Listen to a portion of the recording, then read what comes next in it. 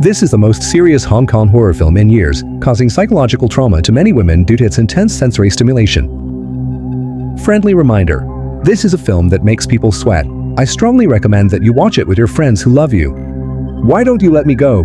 You are preventing us from filming. Ji Yaw is a nurse in a local hospital, but she has fallen into depravity and chats passionately with Xianzhong, who has a family.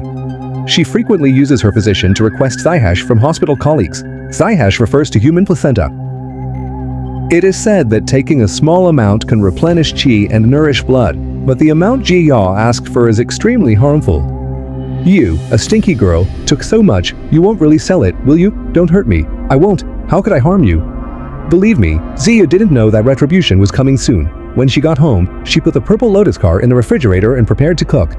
She didn't notice the black shadow standing behind her, waiting for her to crack the eggs. The egg yolk turned into the shape of a baby embryo. Zia stepped back in horror and bumped into her father, Lao Pu, who was returning. He followed her finger to check but found nothing unusual. He didn't bother to comfort Zia. His father couldn't wait to take out the Zihei car from the refrigerator. It turned out that this thing was prepared for Lao Pu. His father, Lao Pu, was a conman who engaged in wicked deeds. To swindle money, he kept a little ghost, RFA, at home. Lao Pu deliberately asked RFA to go to the homes of those timid girls to create supernatural events so that he could make a lot of money. And this Zihei car, the food given to the little ghost RFA, can greatly increase the little ghost's magic power after taking it. But for some reason, the little ghost seemed very resistant and refused to eat it. Lao Pu was angry and took a willow branch to beat the man. He kept beating the little ghost with the willow branch to force him to eat the purple lotus card brought back by his daughter. The daughter beside him couldn't bear it anymore. Awa Mighty knew that if he continued to eat this kind of thing, he would never be reborn again in this life. Speak softly, he would hear it. The father and daughter had a big fight. Ji Yaw was furious and ran to her boyfriend Yunzhong's house. But in the middle of the night, something strange happened.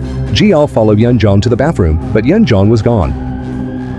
Just as he was looking for her, a strange noise suddenly came from behind him.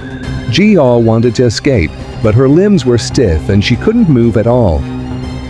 Ji Yaw's body slowly floated in the air and was imprisoned on the bed by Ao Piao.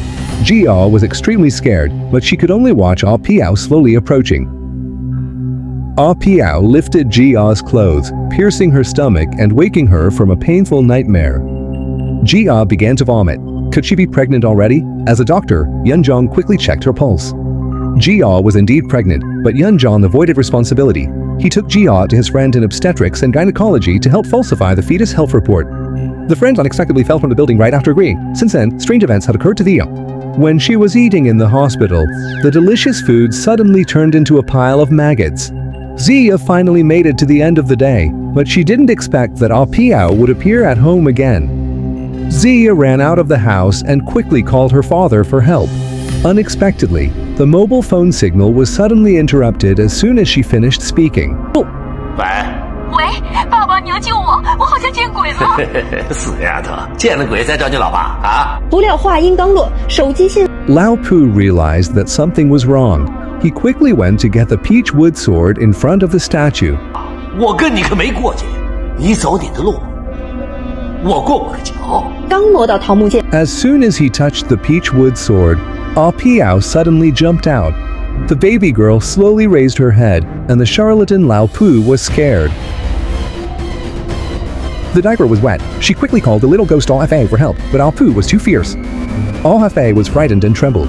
Lao Pu was tightly controlled by Ao Pu and could not move. He could only watch Ao Pu approach him. In the next moment, Ao Pu passed through Lao Pu, tearing apart his internal organs and ending his life. Seeing this, the little ghost Ao Fa quickly knelt to thank him, as he was finally free from Lao Pu's control and could be reincarnated.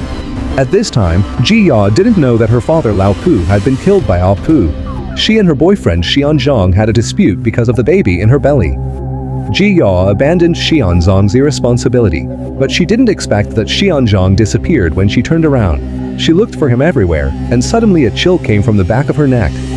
Ji Yaw's scalp went numb. She rushed to escape, but the door was locked. Ao Piao circled the house. Ji Yaw collapsed and waved the knife at the air. Ji Yaw collapsed and waved the knife at the air.